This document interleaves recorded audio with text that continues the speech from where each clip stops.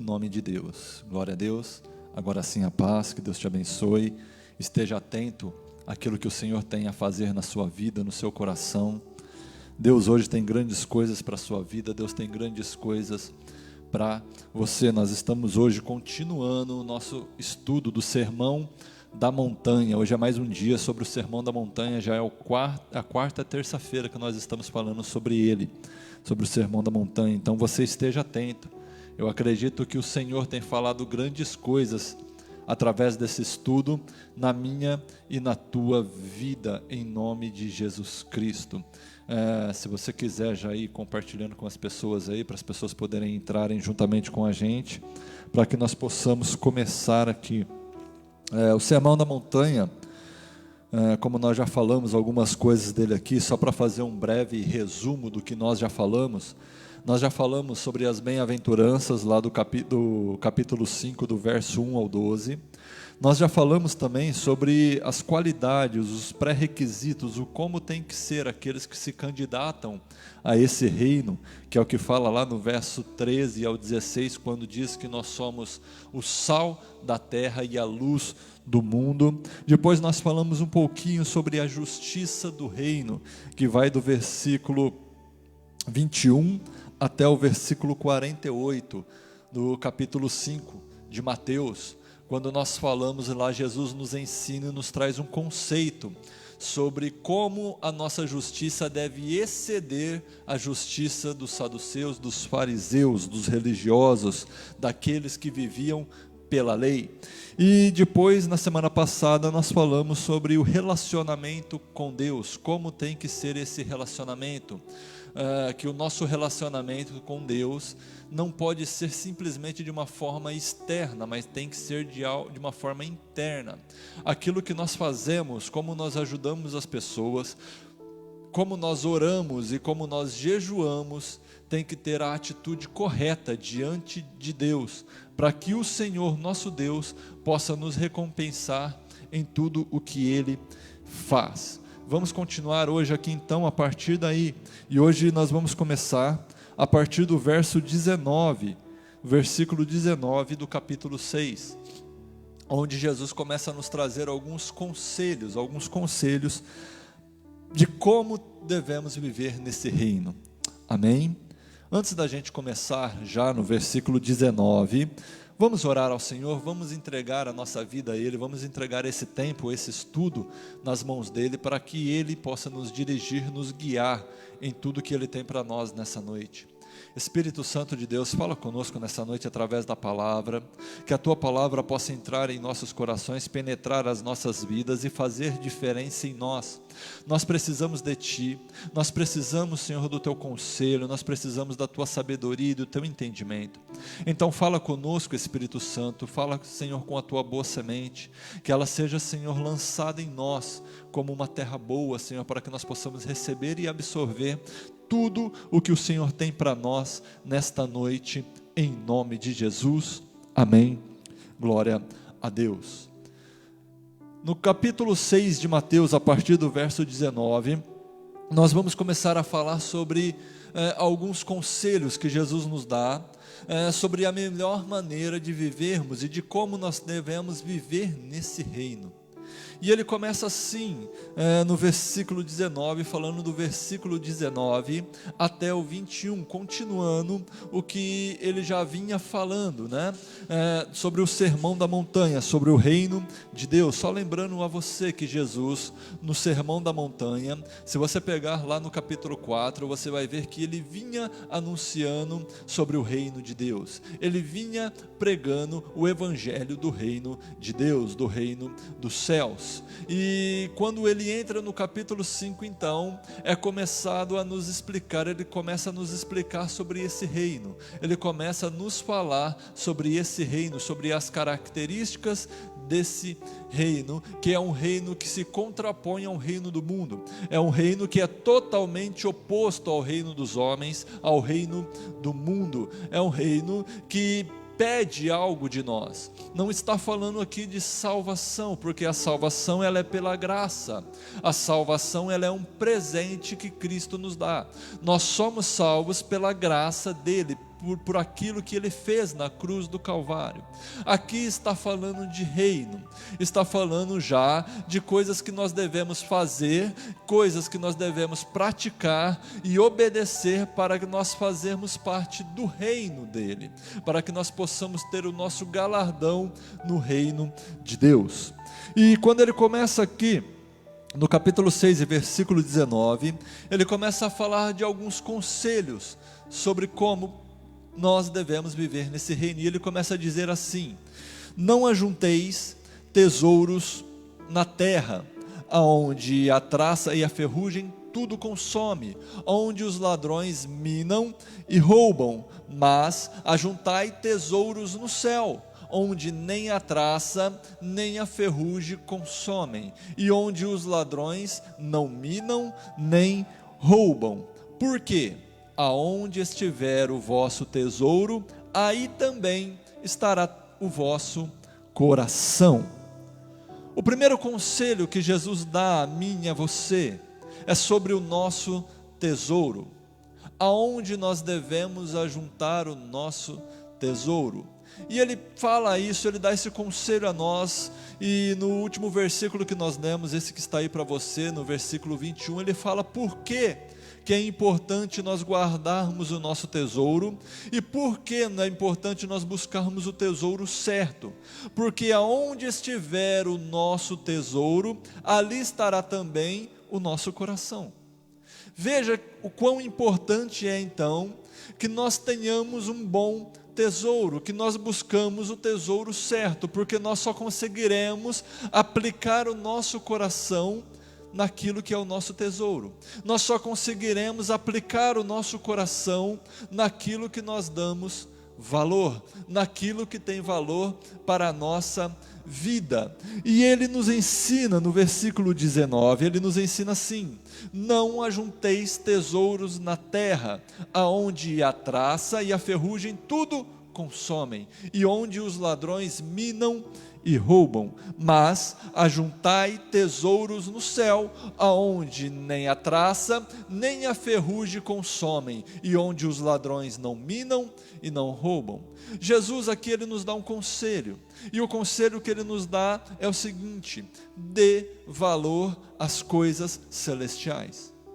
Se eu fosse traduzir para você o que ele disse aqui, Jesus diz assim para mim e para você: dê valor às coisas que são eternas. Nós temos o costume, aqui nessa terra, por aquilo que nós vivemos e por aquilo que nós conhecemos, de darmos o maior valor nas coisas que são passageiras, nas coisas que um dia vão acabar, nas coisas que um dia se vão. Aqui nós damos valor em casa, nós damos valor em carro, nós damos valor no dinheiro, nós damos valor até mesmo nas amizades aqui da terra, e nós damos valor nas coisas aqui que um dia acabam, porque tudo o que nós conhecemos aqui nessa terra tem um começo, tudo o que nós conhecemos tem um meio e também terá um fim. Aqui na terra, aqui nesse mundo, aqui nessa terra, as coisas são passageiras. Por quê? Porque aqui as coisas se corroem, se consomem, e aqui as pessoas roubam e as pessoas destroem. Aqui nessa terra tudo passa. Se o tesouro da sua vida, se o mais importante da sua vida estiver baseado nas coisas aqui desta terra, a sua vida está baseada em coisas passageiras, em coisas que acabam.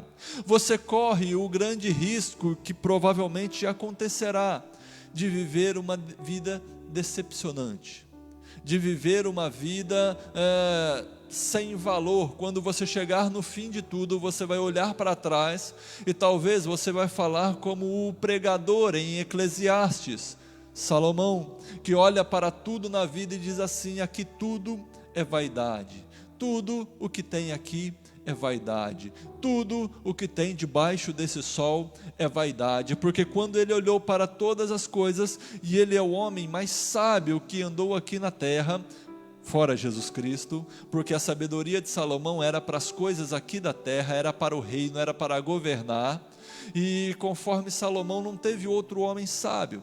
a não ser Jesus, mas a sabedoria de Cristo era diferente, não era segundo as coisas aqui da terra, era segundo as coisas do céu. Ele não falava por sabedoria humana, mas por uma sabedoria espiritual, celeste e divina. Mas Salomão, na sua sabedoria humana, quando ele chega no fim de todas as coisas, ele olha para tudo e chega à seguinte conclusão: tudo é vaidade. Se você ler todo o livro de Eclesiastes, você vai ver que por todo o livro, a conclusão que o pregador, o homem mais sábio que já viveu aqui, chega, é que tudo aqui é vaidade, que tudo aqui é passageiro, que nada aqui realmente tem valor, porque tudo acaba. Inclusive, essa nossa carne aqui, inclusive, essa sua saúde aí. Um dia nós passamos, um dia nós vamos, um dia aqui esse corpo falece e padece, se corrompe, esperando o dia que ele vai ser revestido sim de imortalidade, que ele vai ser revestido sim de incorruptibilidade. Mas enquanto isso não acontece, tudo aqui passa, tudo aqui se acaba. Não existe um trabalho que vai durar para sempre. Não existe uma pessoa que vai ficar aqui para sempre, nessa carne, aqui nessa vida. Não existe um carro que vai ficar na sua mão para sempre. Não existe uma casa que vai ficar em pé para sempre. Você percebe pela história, pelos grandes castelos que foram construídos, pelas grandes construções que foram construídas na antiguidade, por mais belas que fossem, por mais belas, por mais engenhosas que fossem, se acabam, se deterioram e não podem prevalecer, não podem persistir, nem durar para sempre, porque tudo nessa terra passa. Se a sua vida for baseada nas coisas aqui dessa terra, a sua vida está baseada em coisas passageiras. A sua alegria e a sua felicidade está baseada em coisas passageiras. Você vai perceber quando chegar lá no fim, que tudo o que você deixou, tudo o que você lutou, tudo o que você conquistou aqui nessa terra, foi vão, porque tudo aqui é vaidade. É por isso que Jesus, na sua sabedoria e no seu entendimento, ele nos fala assim, porque Salomão simplesmente chega à conclusão seguinte: tudo aqui é vaidade, pronto, e acabou, como se não tivesse sentido mais algum de se viver. Mas Jesus nos dá um sentido de vida. É por isso que eu amo a palavra de Cristo, é por isso que eu amo a Cristo, porque quando a sabedoria do homem diz assim, não tem solução, tudo aqui é vaidade. Quando a sabedoria do homem diz aqui, tudo aqui é passageiro, tudo aqui é vão, tudo aqui é vaidade, Jesus na sua sabedoria diz assim: sim, tudo aqui é vaidade, tudo aqui é passageiro. Então não viva, não lute, não tenha por tesouro as coisas aqui dessa terra, mas tenha por tesouro as coisas lá do céu. Ajuntai tesouros no céu, ajuntai tesouros no céu. Mas pastor, como eu faço isso? Como eu ajunto tesouros no céu? Trabalhando para o reino de Deus. Nós estudamos aqui algumas terça-feiras atrás sobre a parábola das 10 minas, e quando nós falamos sobre a parábola das 10 minas, nós vemos e nós sabemos que o que nós fazemos aqui, o meio que nós vivemos e o que nós fazemos para o reino de Deus aqui, determina o que nós vamos ganhar lá. E quando eu falo o que nós fazemos aqui, eu não estou falando do tanto de dinheiro que você contribui no meio cristão, eu não estou falando do tanto de dinheiro que você oferta, que você dizima, não. Eu estou falando da sua vida, de como você vive, do que você faz para o reino. Sim, a sua contribuição é importante para o reino, mas ela não é tudo, e não é ela que compra alguma coisa lá no céu. Muito pelo contrário, o que vai fazer você adquirir riquezas no reino de Deus é o seu modo de vida, é você cumprir tudo o que Jesus tem falado a você. Se você pegar desde o primeiro dia, hoje já é o quarto dia do Sermão da Montanha, e ainda assim, nós durante o Sermão da Montanha não nos aprofundamos sobre as bem-aventuranças, porque nós já tínhamos falado sobre isso, mas hoje já é o quarto dia que nós estamos falando sobre o Sermão da Montanha. Se você cumprir, se você for fiel em tudo que está sendo dito aqui, se você lutar para cumprir, se você se esforçar para para cumprir tudo o que Jesus ensina nesse sermão, você pode ter certeza que grande será o seu galardão no céu. E aqui Jesus está dando um conceito para você: olha, cumpra tudo isso, se preocupe com essas coisas, se preocupe em agradar a Deus, se preocupe em ter algo nos céus, em conquistar um tesouro no céu, porque as coisas da terra acabam. Tudo aqui acaba, meu irmão, tudo, inclusive a tristeza aqui vai acabar, a luta aqui vai acabar, mas também aqui as conquistas que você conquistou aqui nesta terra vão passar. As suas vitórias aqui nesta terra, que não foram para o reino, que não foram para a eternidade, meu irmão, vão ficar aqui. Talvez para os seus filhos, para os seus netos, mas um dia acabará, um dia terão que ser reconstruídos, um dia terão que ser reconquistados, reformulados, porque aqui tudo passa. Mas as coisas que você conquista para o reino de Deus, quando você se preocupa com a salvação da tua alma, quando você se preocupa com o reino de Cristo, em expandir o reino, em fazer com que o reino de Deus seja estabelecido aqui na terra, através da sua vida, e através do que você faz da sua vida, no tocante às outras pessoas, você está juntando um tesouro eterno, permanente, que durará para sempre, que não se acaba, aonde não tem ferrugem que consome, aonde não tem traça que consome, que corrói, aonde não tem ladrão que rouba e nem destrói. E é por isso que Jesus te dá o primeiro conselho: se preocupe com as coisas eternas, dê valor às coisas que são eternas, ajunte tesouros nos céus, ajunte tesouros eternos para a sua vida. Sabe por quê? Se isso for se isso estiver dentro do seu coração, se isso for o tesouro que você busca, você vai conseguir se aplicar nisso, você vai conseguir colocar o seu coração nisso. Então esse é o primeiro conselho de hoje: ajunte tesouros nos céus. O segundo conselho que o Senhor nos dá no Sermão da Montanha, que nós falaremos hoje, Ele nos diz assim, a partir do verso 22, Ele nos diz assim, presta atenção: a candeia do corpo, a candeia é como um candeeiro, aquilo que ilumina. Quando está escuro você acende uma candeia, e diz assim que a candeia do corpo são os olhos. O que ilumina o teu corpo são os teus olhos, presta atenção. De sorte que, se os teus olhos forem bons, todo o teu corpo terá luz. Porém, se os teus olhos forem maus, todo o teu corpo será tenebroso. Se, portanto, a luz que há em ti são trevas, quão grandes serão tais trevas? O segundo conselho de hoje que Jesus nos dá, não sou eu, é a palavra de Cristo que está nos dando no Sermão da Montanha.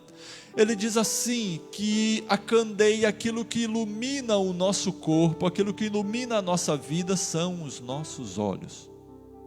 São os nossos olhos que trazem luz para as nossas vidas. E ele diz assim: se os teus olhos forem bons, todo o teu corpo terá luz. Mas se os teus olhos forem maus, todo o teu corpo será tenebroso. Presta atenção que o problema não está no que você enxerga, mas é no como você enxerga. O problema não está no que você está vendo, mas está nos teus olhos, como os seus olhos enxergam as coisas. Como você enxerga as coisas? Você enxerga as coisas que estão à tua volta com os olhos bons, ou você enxerga tudo à sua volta com os olhos maus? Qual é a sua visão de mundo? Como você olha para as coisas, para a sua família, como você olha para os seus filhos, para o seu cônjuge, como você olha para a igreja, como você olha para o mundo? Se você olha com os olhos bons para as coisas, você vai ter luz no teu corpo. Se você olha com os olhos maus para todas as coisas, o teu corpo será tenebroso, você andará em trevas. Portanto, se a luz que é em ti são trevas, ou seja, se os teus olhos, que são a luz do teu corpo, são aquilo que iluminam o teu corpo, estiverem maus, apagados, vendo somente as coisas ruins desta vida, olhando somente pelo lado mau, todo o teu corpo estará em trevas, ou seja, você estará completamente em trevas. Você é uma pessoa otimista, você é uma pessoa pessimista. É claro que o otimismo demais também pode ser mal, o pessimismo demais é pior. No meio termo nós devemos ser realistas com as coisas, mas no nosso realismo, na forma que nós enxergamos as coisas, penda sempre para o otimismo, se incline mais para o lado bom das coisas, se incline mais para o lado bom das pessoas.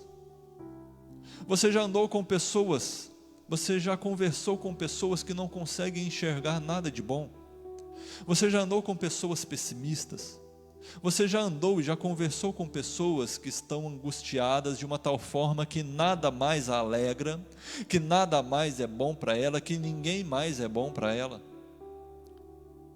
Sabe o que isso se torna na vida das pessoas? Uma fortaleza que o diabo constrói na vida das pessoas e usa na vida das pessoas para aprisioná-las. Você já viu pessoas que tiram um conceito mal e tomam um conceito mal na sua vida, e aquele conceito se torna uma prisão na vida dela, e ela começa a andar em trevas por causa da prisão? E eu vou dar um exemplo para você. Você já viu aquela pessoa que sofreu uma decepção amorosa na sua juventude, na sua adolescência?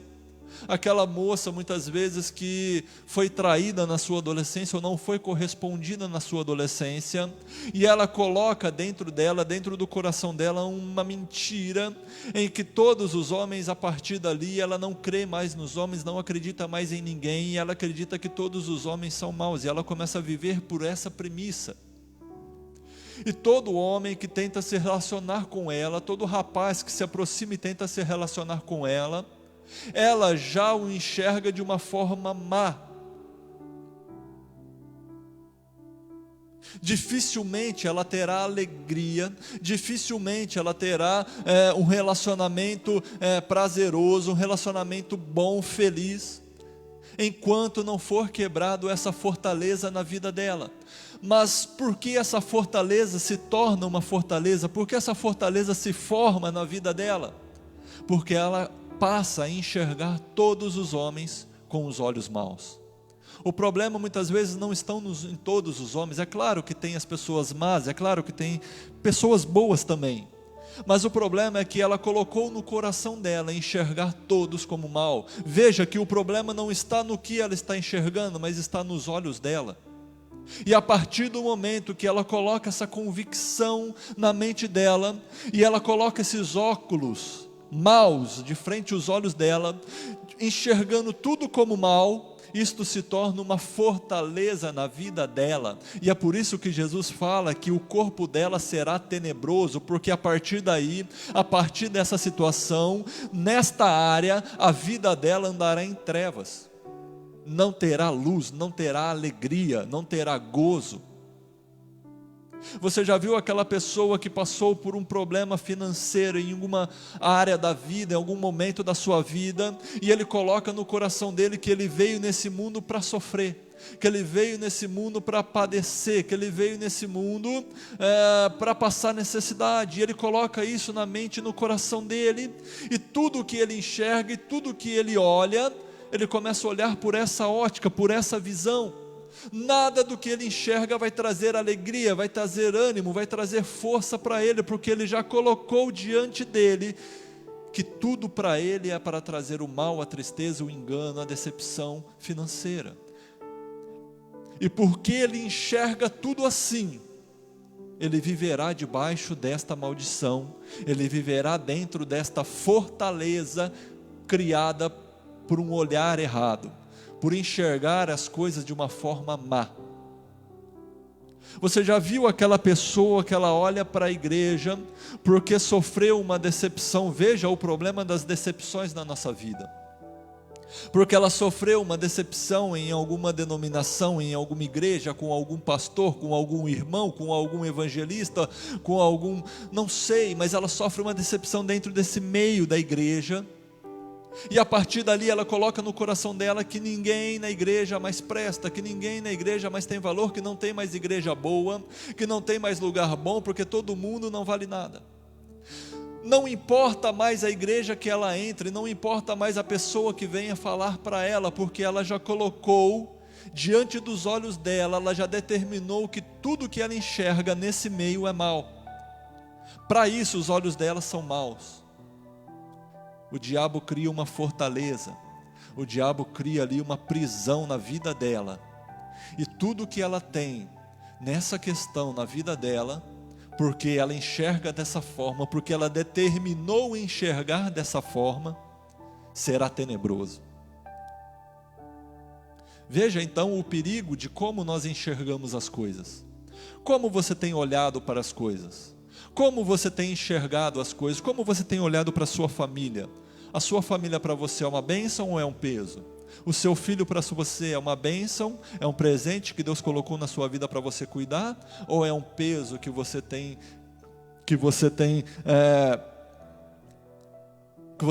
achado que foi colocado para que você carregue como um karma na sua vida? O que a igreja é para você? A igreja para você tem sido uma bênção, ou hoje você olha para a igreja como um peso na sua vida, como algo que tem atrapalhado você? O que o evangelho é para você? O evangelho é para você a palavra e o poder de Deus, ou o evangelho é para você uma história qualquer, um conto de fadas? Dependendo da forma que você enxerga, que você olha, determina quão grande será a luz ou as trevas que há dentro de você. Dependendo da forma com que você enxerga as coisas, determinará se você andará em luz ou se você andará em trevas. Como você determinou enxergar a vida? Eu costumo dar o exemplo de Jacó.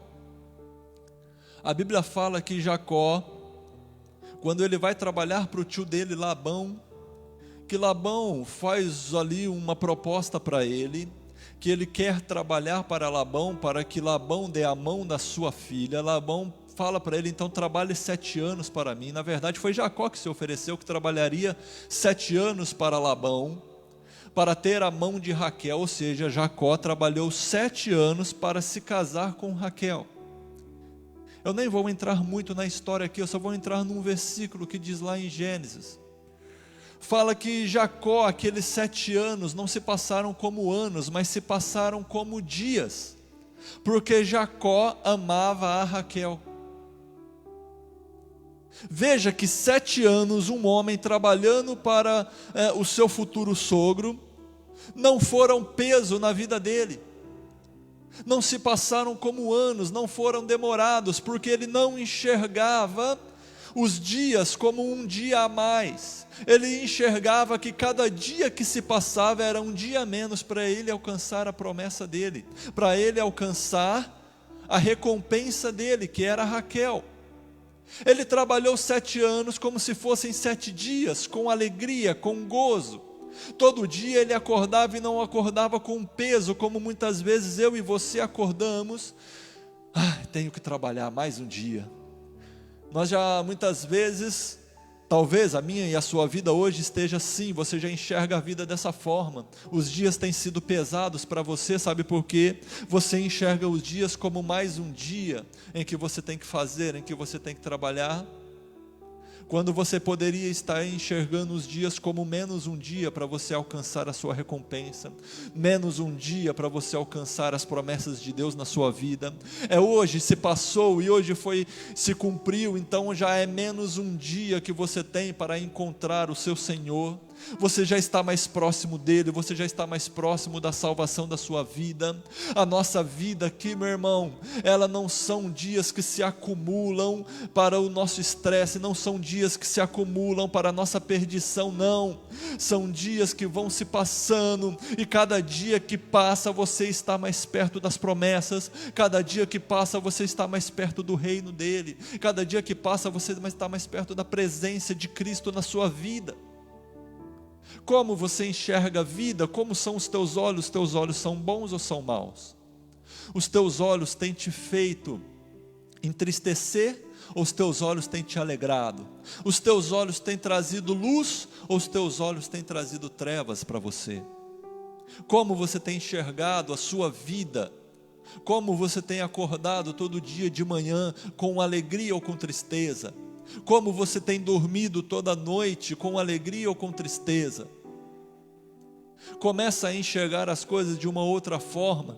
Há um ditado aí no mundo que existem dois tipos de pessoas, que existem as pessoas que quando pegam um copo de água pela metade, tem aqueles que enxergam aquele copo como meio vazio, mas tem aqueles que enxergam aquele copo como meio cheio.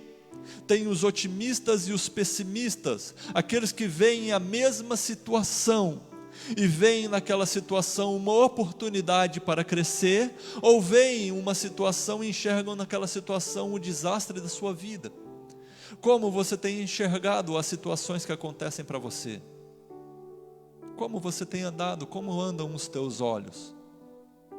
Como andam os teus olhos? Os teus olhos são bons ou os teus olhos são maus? As pessoas à sua volta, você vê qualidade nas pessoas ou ninguém perto de você presta? Você vê qualidade nas igrejas ou não tem nenhuma igreja que presta para você? Como andam os teus olhos? Como andam os teus olhos? Dependendo como estão os teus olhos, assim será todo o teu corpo. Se terá luz ou se ele será tenebroso. E certamente, meu irmão, em um corpo tenebroso, Cristo não habita, o Espírito não habitará. E Jesus continua no terceiro conselho de hoje. Presta atenção, e você já percebeu que é muito importante o que Jesus tem falado nessa noite conosco.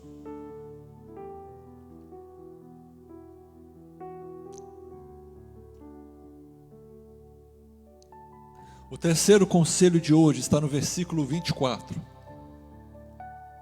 Versículo 24 diz assim: Ninguém pode servir a dois senhores, porque ou há de odiar um e amar o outro, e se dedicará a um e desprezará o outro. Não podeis servir a Deus e a Mamon.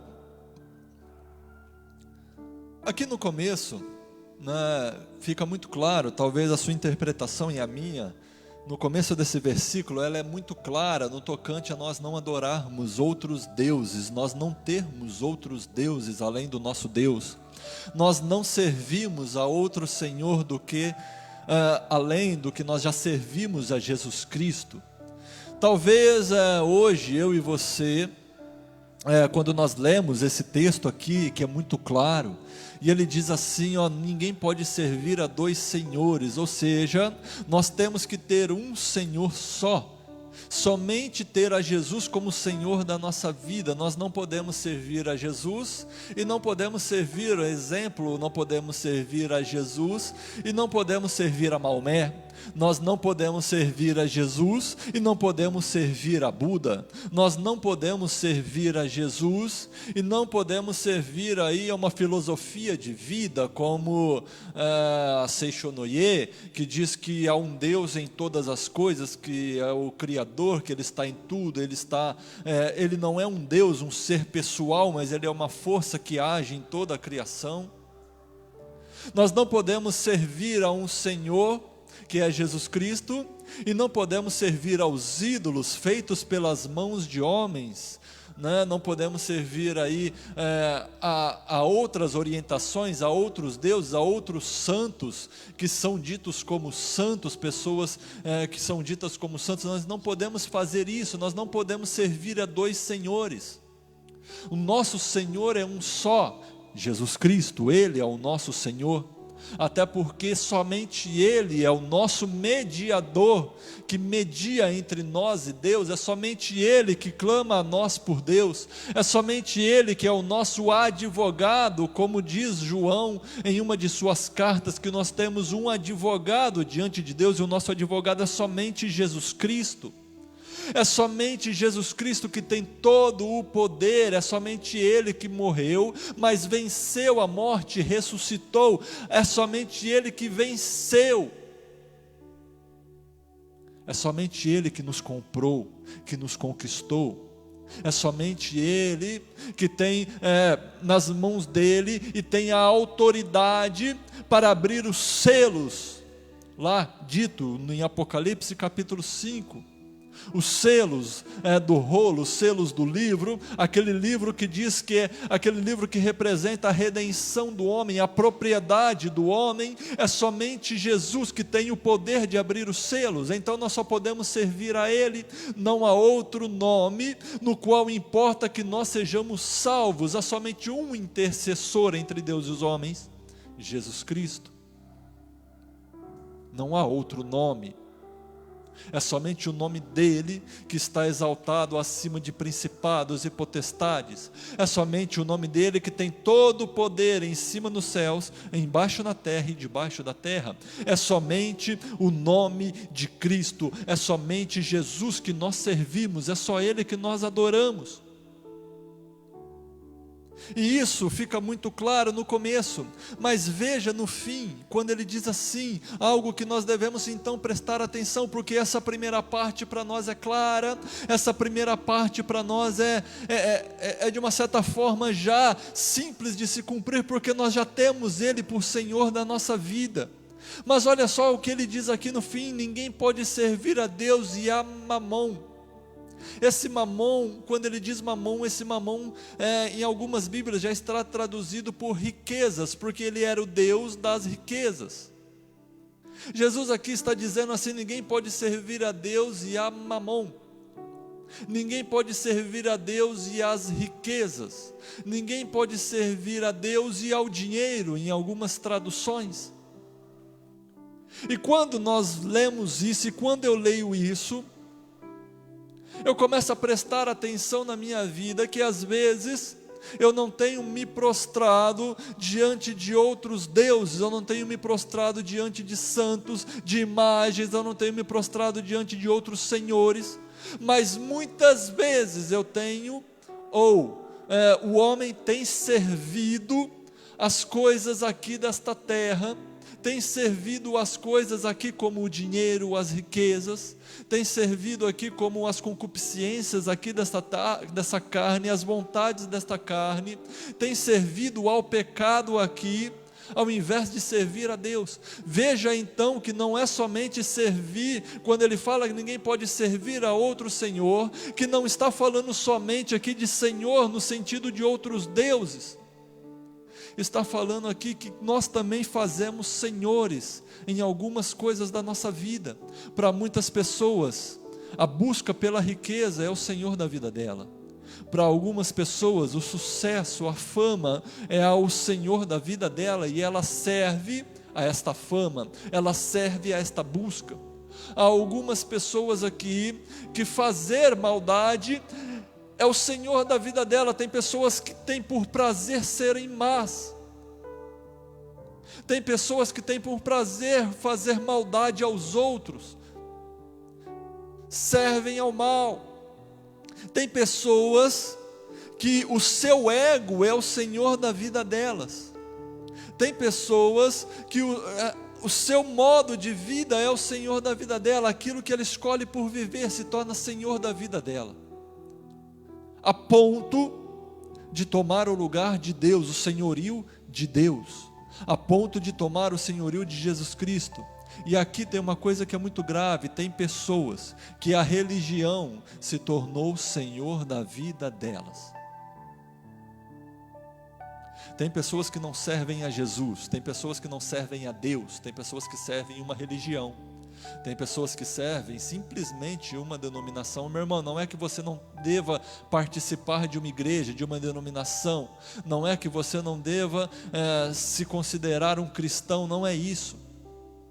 Mas você não pode ter a religião no lugar de Deus, da palavra dele, dos mandamentos dele. Você não pode amar mais uma denominação do que você ama a Deus. Você não pode colocar aí um líder religioso acima do Senhor Jesus Cristo. Você não pode colocar aí um líder religioso acima de Deus. Você não pode colocar uma denominação acima de Deus, acima de Jesus Cristo, acima da palavra dele. Ele é acima de tudo, ele é acima de todos.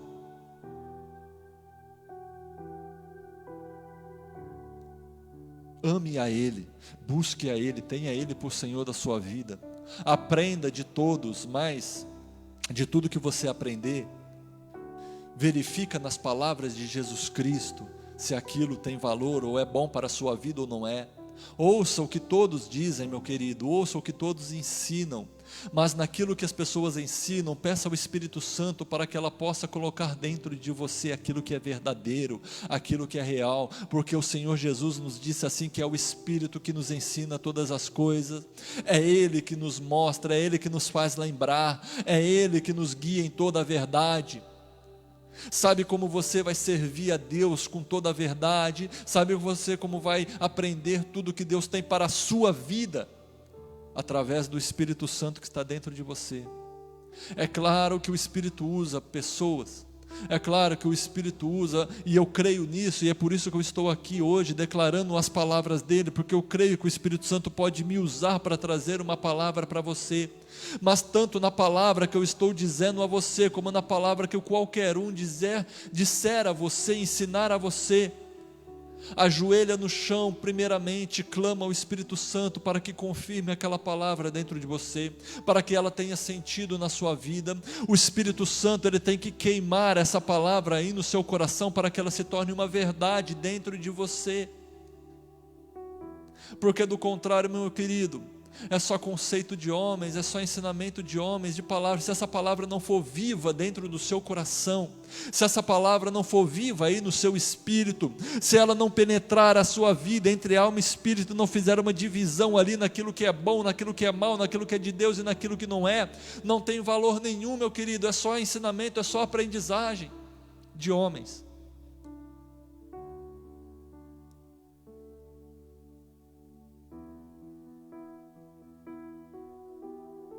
A Bíblia nos fala que a fé vem pelo ouvir, e ouvir a palavra de Deus, não a de homens.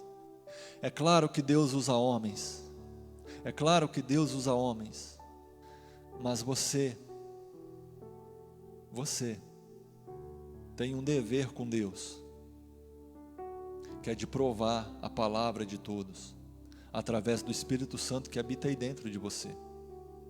Meu querido, nós vivemos um tempo muito bom, mas também muito perigoso. Hoje nós temos uma facilidade, um grande acesso aos estudos da palavra de Deus. Hoje qualquer tema que você pegar da palavra de Deus, ou quase todos os temas que você pensar ou você ver da palavra de Deus, e você for à internet, você vai ver alguém explicando, ensinando de alguma forma sobre aquela palavra.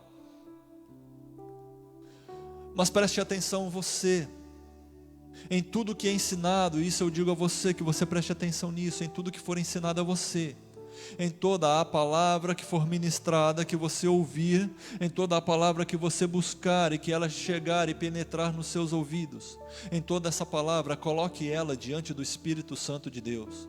Peça para que o Espírito prove essa palavra na sua vida, para que Ele te ensine se essa palavra é verdadeira ou não é, para que Ele te guie se essa palavra é verdadeira ou não é, se ela serve ou não serve para a sua vida, se ela tem sentido ou não para o Evangelho, para o reino de Deus. Porque, meu querido, tem muita gente que muitas vezes tem um terno muito bonito, tem uma palavra mansa e eloquência nas suas palavras, mas nem sempre tudo que ele fala é verdade, nem sempre tudo que ele diz é real. Nem sempre, meu querido, toda vez que alguém pega um microfone aqui e começa a dizer palavras para você, nem sempre é o Espírito Santo que está falando. Muitas vezes pode ser do próprio homem, muitas vezes pode ser da própria sabedoria e do próprio intelecto do homem, e não passar disso. Pode ser conceitos, sofismas de homens, conclusões de raciocínios humanos, simplesmente da palavra de Deus. E se for somente isso, meu querido, nem sempre vai estar certo.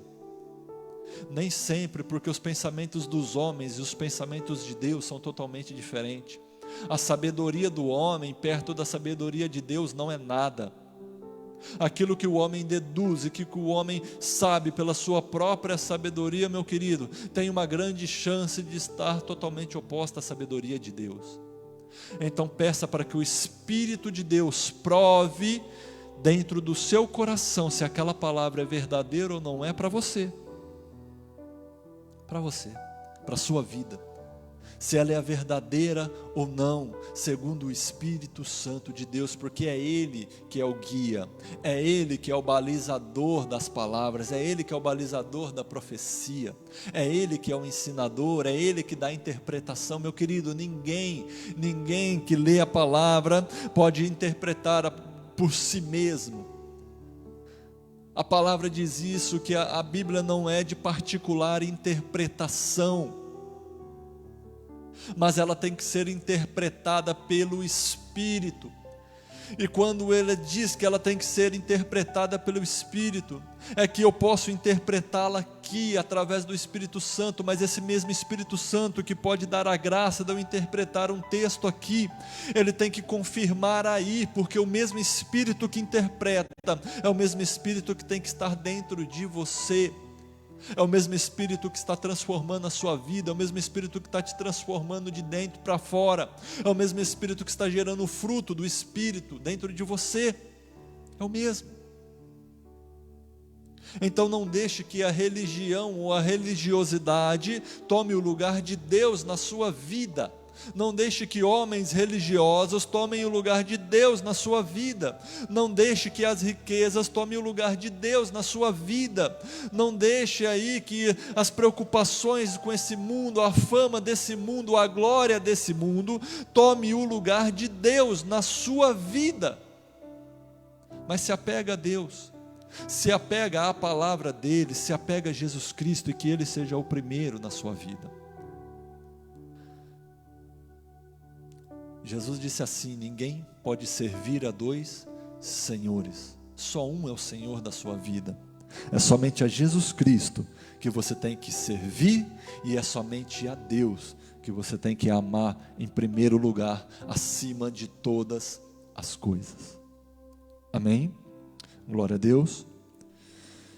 E aqui ele fala, terminando o capítulo 6, depois ele vai continuar no capítulo 7, mas agora do capítulo 6, do versículo 25 ao 34, que é onde nós vamos nos ater ainda no dia de hoje, e semana que vem nós terminaremos o Sermão da Montanha no capítulo 7, mas veja agora, no capítulo 6, a partir do verso 25, veja o que Jesus diz no seu quarto conselho de hoje.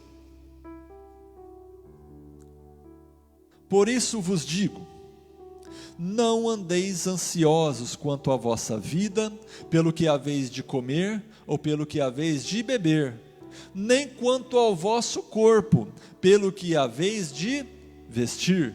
Não é a vida mais do que o mantimento, e o corpo mais do que o vestuário? Olhai para as aves do céu, que nem semeiam nem cegam, nem ajuntam em celeiros, e vosso Pai Celestial as alimenta.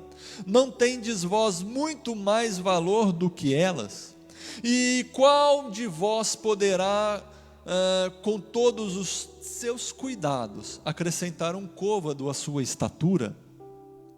E quanto ao vestuário, por que andais ansiosos? Olhai para os lírios do campo, como eles crescem, não trabalham nem fiam.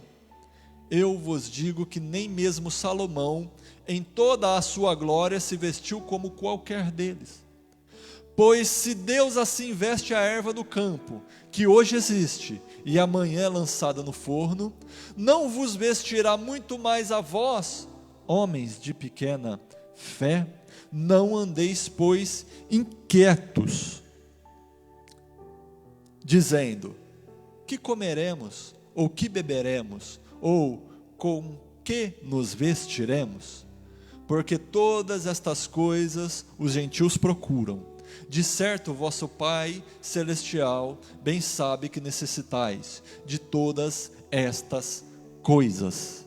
Meu querido, Deus sabe tudo o que você precisa, mas Ele diz assim: mas buscai em primeiro o reino de Deus e a sua justiça, e todas estas coisas vos serão acrescentadas. Não vos inquieteis, pois, pelo dia de amanhã, porque o dia de amanhã cuidará de si mesmo, basta para cada dia o seu mal. E Jesus nos dá o último conselho de hoje. O último conselho de hoje, Jesus diz assim: não andeis ansiosos pela sua vida. Não andeis ansiosos. Não andeis ansiosos. Não andeis ansiosos quanto à vossa vida. Meu querido, o maior problema que nós temos hoje se chama ansiedade. A ansiedade tem feito pessoas se desesperarem. A ansiedade tem levado pessoas nesse tempo nosso, nesse nosso tempo de hoje. Eu acho que esse conselho, se Jesus estivesse pensando em uma geração para dar esse conselho, certamente Ele estava pensando na nossa geração, porque a nossa geração é uma geração extremamente ansiosa. Nós somos extremamente preocupados com o dia de amanhã, com o que vai acontecer amanhã. E o problema aqui, meu querido, no texto aqui, se você pegar o contexto do que Jesus está falando, não é você simplesmente aquele que se preocupa em amanhã, não é aquele que se preocupa em ter algo amanhã ou guardar algo para amanhã, não, mas é aquele que está ansioso pelo dia de amanhã, a ponto de não confiar que Deus suprirá as suas necessidades, a ponto de não confiar que é Deus que o cuida, é Deus que o guarda, é Deus que supre todas as nossas necessidades. Sabe qual é o problema da ansiedade, meu querido? O problema da ansiedade, porque a ansiedade é uma manifestação de falta de fé. A ansiedade, presta atenção no que eu estou falando, essa ansiedade é uma manifestação da falta de fé. Essa ansiedade que eu digo, meu querido, eu não estou falando daquela pessoa que ela tem uma doença, que é uma crise de ansiedade muitas vezes, que ela tem um problema psicológico, um problema psiquiátrico, que ela tem uma crise de ansiedade, que ela procura, que ela muitas vezes é até medicada para sair dessas crises. Não é essa crise que eu estou falando. Esse sim tem que procurar a ajuda dos médicos e tem que pedir também a Cristo, porque Cristo também cura. O nosso Jesus é o Jesus que cura. Ele continua curando hoje. Ele nunca deixou de curar. Ele é o mesmo ontem, hoje e será para todos sempre. Eu não estou falando desta doença, eu estou falando desta ansiedade que nós temos nos dias de hoje, quando nós estamos sempre preocupados com o amanhã, sempre preocupados se amanhã você vai ter o que comer, se amanhã você vai ter o que vestir, se amanhã você vai ter o que beber, o que se alimentar, se amanhã você vai ter o que se sustentar. Meu querido, essa ansiedade, essa inquietação é que Jesus está falando que nem eu e nem você podemos ter. Por quê? Porque essa inquietação denota, mostra e torna patente que nós não estamos confiando que Deus é o Deus que nos guarda, que nos sustenta, é o Deus que nos cuida dia após dia. Foi exatamente por isso que Jesus fez com que a nação de Israel passasse pelo deserto. E eu acho que é por isso, e eu creio que é por isso que muitas pessoas hoje também passam por um deserto, porque é no deserto que Deus ensina as pessoas a confiarem nele, dia após dia. É no deserto que Deus ensina as pessoas a confiarem nele, manhã após manhã. Veja lá no deserto, quando Deus tira o povo do Egito e leva para a terra prometida, por todo o percurso, todos os dias Deus sustentou aquele povo. A Bíblia fala que o maná caía do céu, caía um maná, um pão do céu, que eles tinham que ajuntar todas as manhãs para comerem durante aquele dia, mas eles não podiam guardar para o outro dia, porque na virada do dia, se eles guardassem para o outro dia, todo aquele maná criava bichos, apodrecia. Sabe por que acontecia isso? Porque no outro dia certamente Deus daria novamente o maná. Todos os dias o maná caía na vida deles. Deus estava mostrando para eles assim: olha, todos os dias eu tenho sustentado vocês, todos os dias eu tenho pão para vocês. Veja que no deserto, mesmo sendo deserto, eles não morreram de sede, eles não morreram de fome, porque no deserto Deus estava mostrando quem era Deus. Deus estava se revelando a eles, se revelando como o Jeová Jiré, o Deus suficiente para a necessidade do seu povo. Deus é suficiente para a necessidade do povo dele. Se você é dele, Deus é suficiente para todas as suas necessidades. É por isso que Jesus está ensinando aqui: não andeis ansiosos pelo dia de amanhã, porque se Deus cuida das aves do céu, se Deus cuida dos lírios dos campos, das plantas, se Deus cuida das aves, saiba que Deus também cuida de você. Meu querido, coloca uma coisa no seu coração no dia de hoje: Deus cuida de você, confia nele. Talvez você fale assim: mas pastor, eu estou passando pelo deserto. Sabe por que você está passando pelo deserto? Porque Deus está te ensinando que Ele cuida de você no deserto, e é no deserto que Ele ensina. Veja aquela nação no deserto. Aquela nação não morreu de fome, aquela nação não morreu de sede, aquela nação não morreu pelada, não morreu nua. Pelo contrário, a Bíblia fala que as roupas cresciam no seu corpo, os sapatos cresciam no seu pé. Aquela nação não morreu queimada pelo sol, porque uma nuvem protegia e guiava ela durante o dia. Aquela nação não morreu perdida no escuro e no frio da noite do deserto, porque Deus mandou uma coluna de fogo e se manifestou através de uma coluna de fogo que guiou e aqueceu aquele povo durante a noite. Deus sustentou aquela nação por toda a caminhada no deserto, uma caminhada, meu irmão, que durou muitos anos, 40 anos. E no meio dessa caminhada, muitas vezes sim, aquele povo errou, tropeçou, caiu, murmurou, e não foi por isso, não foi por causa da murmuração e do erro, que Deus, mesmo assim, que Deus pegou e falou: não vou mais sustentar. Não, mesmo com murmuração, mesmo com erro, mesmo com tropeços, Deus continuou sustentando aquele povo no deserto. Sabe por quê? Porque a palavra de Deus nos diz assim, que ainda que nós sejamos infiéis, Ele permanece fiel, porque não pode negar a si mesmo. Meu querido, Deus te sustenta. Não fica você aí pensando que tudo vai acabar, que está tudo acabado para você. Não fica pensando que não tem mais saída. Não fica pensando que amanhã você não vai ter o que comer, o que vestir. Se você ama a Deus, se você caminha com Deus, se você está nos planos dEle, se você está caminhando com Ele, mesmo que você tropeçou aqui, mesmo que você hoje caiu aqui, mesmo que você hoje aqui fez algo que não é agradável a Ele, mas você continua com Ele, continua na caminhada com Ele, saiba você que Deus continua sustentando a sua vida hoje, amanhã, depois da manhã, e todos os dias Ele te sustenta. Vocês lembram da oração do Pai Nosso que Jesus ensinou a nós? O pão nosso de cada dia nos dai hoje, meu querido. É por isso que Jesus fala aqui, ó, se preocupa com hoje, deixa amanhã para amanhã. Amanhã tem um novo pão para você, amanhã tem um novo maná para você, amanhã tem água fresca para você, amanhã tem proteção nova para você, amanhã Deus tem mais para a sua vida. Se preocupa com hoje, com o que Cristo está fazendo hoje na sua vida, porque se você olhar para o que Cristo fez hoje por você, hoje Cristo te sustentou, hoje Cristo te permitiu vida, hoje Cristo tem te guardado, mesmo com lutas, mesmo com provas, mesmo com decepções. Cristo hoje não te abandonou, não te deixou, Ele está aí perto de você agora, mesmo que você fale assim, mas hoje eu tive percas, hoje nessa luta eu não ganhei, eu não venci, hoje eu estou passando por tribulação, hoje eu estou passando no deserto. Se você olhar hoje nesse deserto, nessa luta, nessa tribulação, Ele continua aí com você, o Espírito Santo continua aí com você,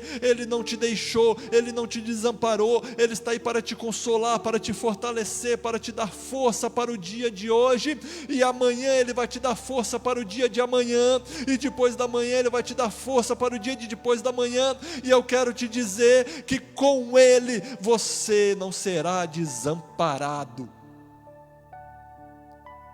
Você tem fé em Deus? Você confia nele?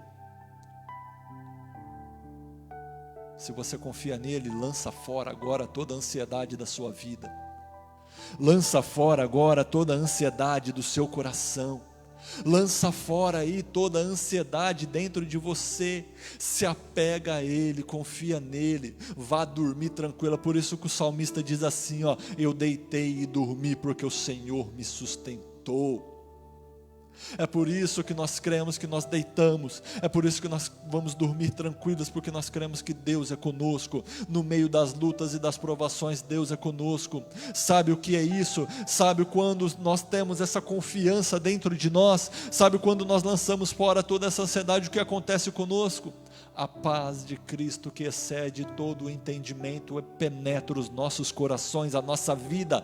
Nós vamos ter paz. Sabe por que nós vamos ter paz? Porque nós temos fé nele, nós cremos realmente nele, nós sabemos que ele é o Senhor da nossa vida, não tem outro. Nós sabemos que é ele que nos guia, nós estamos no centro da vontade dele, nós sabemos que tudo coopera para o nosso bem, desde que nós andemos juntamente com ele. E meu querido, talvez você tenha passado por um tempo aí que você tropeçou, que você caiu. Talvez você tenha passado aí por um tempo aí que você deu uma esfriada. Eu quero dizer para você, Deus não te abandonou. Deus não te abandonou. Deus está te esperando novamente, Ele está continuando te sustentando. Deus ainda tem uma promessa para a sua vida, a promessa não morreu. Talvez você está peregrinando aí no deserto aí. Eu quero dizer que a promessa para a sua vida não morreu, não morreu. Saiba que a promessa continua de pé para você. Ele não te abandonou, Ele permanece fiel, Ele não nega a si mesmo, ainda que nós sejamos infiéis. Que essa palavra de hoje, que esses conselhos de hoje, do Sermão da Montanha, do final do capítulo 6, estejam gravadas aí no seu coração, estejam gravadas aí na sua vida. Veja que hoje nós não lemos nem muito aqui, mas se você pegar essas palavras e colocar ela em prática na sua vida, o que nós aprendemos aqui hoje, a sua vida nunca mais será a mesma. Meu querido, que Deus abençoe a sua vida, que Deus abençoe seu coração. Se essa palavra tem falado com você, volte aí nos outros vídeos, entra lá na nossa página do Facebook, entra aí na nossa página do Facebook, nos vídeos, você vai encontrar todos os vídeos aí, tanto esses do Sermão da Montanha, como outros estudos. Semana que vem, na terça-feira, nós continuaremos aqui falando desse sermão, que é bênção para as nossas vidas, que queremos viver o reino de Cristo. Que o Senhor Jesus tome conta da sua vida, que o Senhor Jesus encha o seu coração de paz, de alegria, de força, de fé, para que você possa caminhar com Ele todos os dias da sua vida. Aqui na igreja nós temos um lema, e o lema da nossa igreja é: voz do que clama no deserto, preparai o caminho do Senhor e endireitai as suas veredas. Jesus está voltando, meu querido. o nosso Rei está voltando. Vamos nos apresentar a Ele como servos bons, em nome de Jesus Cristo. Amém? Fica com Deus e que Deus te abençoe.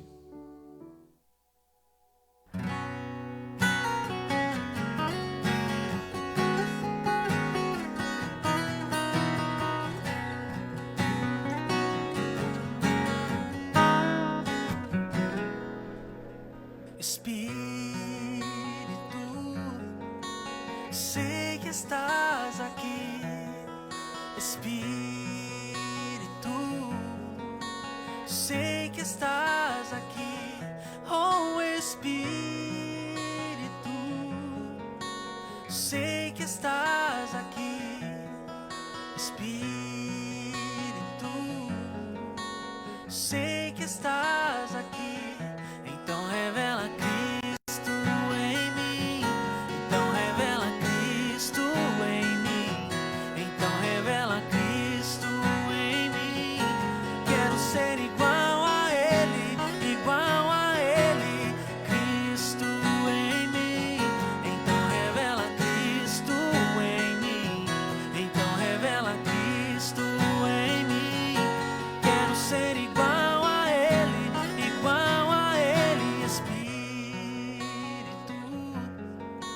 sei que estás aqui. Espírito, sei que estás aqui. Espírito, sei que estás aqui. Espírito, sei que estás aqui. Então revela Cristo em mim. Então revela Cristo em mim. Então revela Cristo em mim. Quero ser igual a Ele, igual a Ele. Cristo em mim. Então revela Cristo em mim. Então revela Cristo em mim. Quero ser igual a Ele, fazer o que Ele fez, amar como amor, trazer o céu na terra, pra glória do Senhor. Fazer o que Ele fez, amar como amor, trazer o céu na terra, pra glória do Senhor.